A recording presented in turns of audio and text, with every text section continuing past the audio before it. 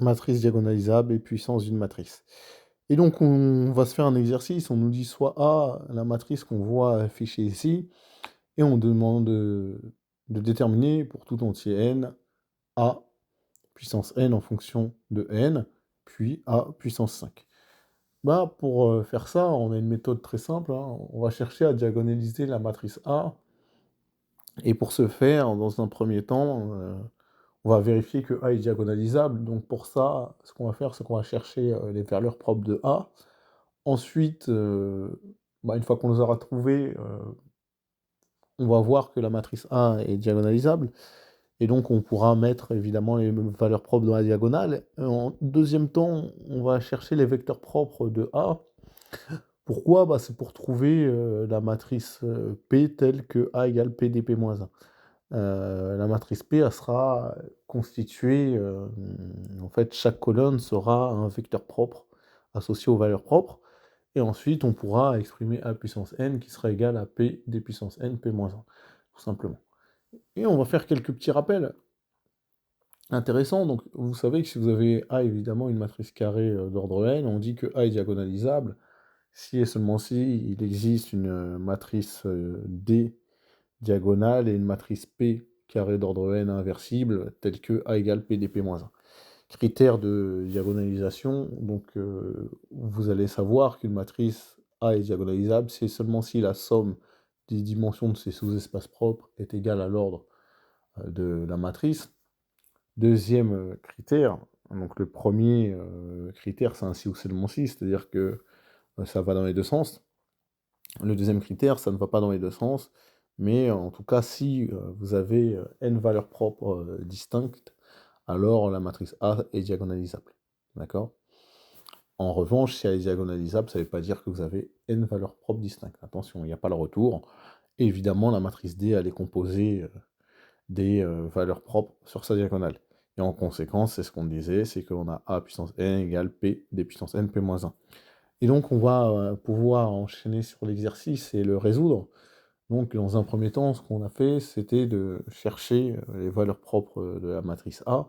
Et comment on trouve les valeurs propres? C'est on calcule le déterminant de A moins lambda identité.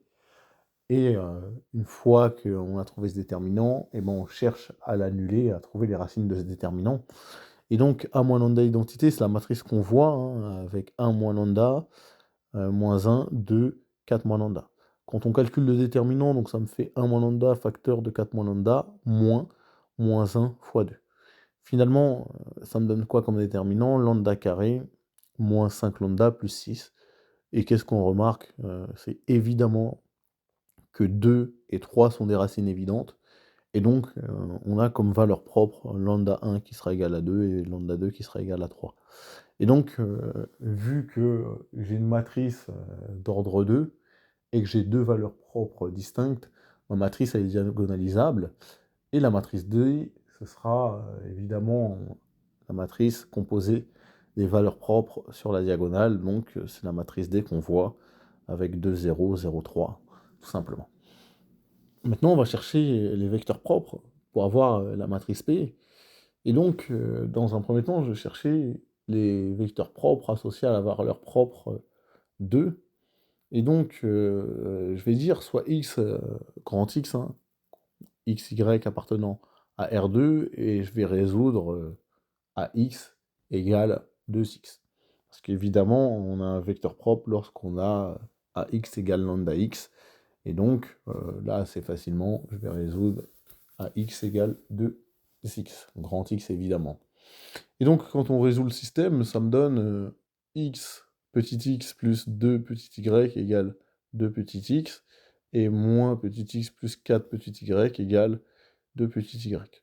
Bah, ça me donne que x égale 2y, et donc mon grand vecteur grand X, il est de la forme 2y, y, et c'est-à-dire y devant le vecteur de 1.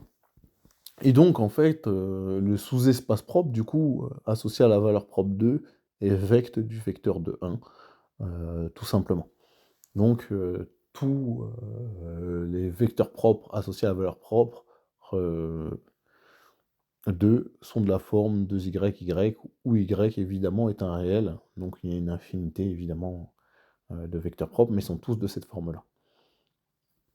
Et en particulier, donc on a bien le sous-espace propre et vect du vecteur de 1. Tout simplement. Maintenant on va chercher évidemment les vecteurs propres associés à la valeur propre 3.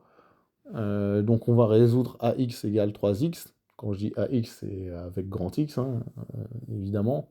Et quand je résous ça, j'ai le système suivant, petit x plus 2 petit y égale 3 petit x, et moins x plus 4 petit y égale 3y. Quand on résout ça, ça me donne x égale y. Donc le vecteur grand X est de la forme y, où y devant le vecteur 1, 1. Et donc le sous-espace propre associé à la valeur propre 3 est vect du vecteur 1, 1, tout simplement. Et donc ça va me permettre de déterminer ma matrice P. Donc puisque le sous-espace propre associé à la valeur propre 2, c'était vect du vecteur de 1, et le sous-espace propre associé à la valeur propre 3, c'était vect du vecteur 1, 1. Et donc, simplement, la matrice P, c'est la matrice composée des vecteurs propres, c'est-à-dire la matrice P qui est ici, de 1, 1, 1. Et je rappelle, hein, pour une matrice carrée d'ordre 2,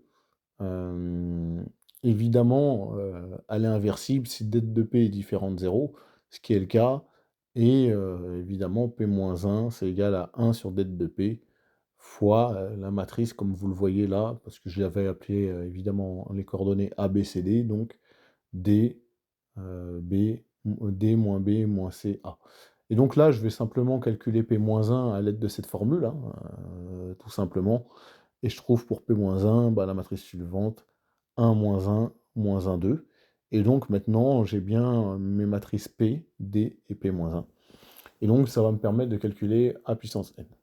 Donc A puissance n, c'est simplement P, D puissance n, P-1, mais comme D est une matrice diagonale, il suffit d'élever A puissance n les termes sur la diagonale, tout simplement.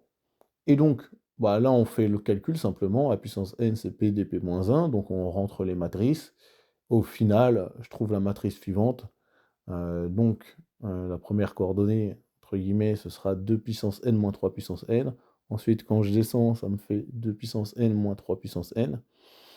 Désolé, la première coordonnée, c'était 2 puissance n plus 1 moins 3 puissance n. Ensuite, la deuxième, j'ai 2 puissance n moins 3 puissance n. La troisième, j'ai moins 2 puissance n plus 1 plus 2 fois 3 puissance n. Et la dernière, c'est moins 2 puissance n plus 2 fois 3 puissance n, tout simplement. Et du coup, quand je vais calculer à puissance 5, je remplace n par 5, et finalement, ça me donne la matrice suivante, avec moins 179, moins 211, 422 et 454, tout simplement. Et voilà comment on peut calculer la puissance d'une matrice assez facilement.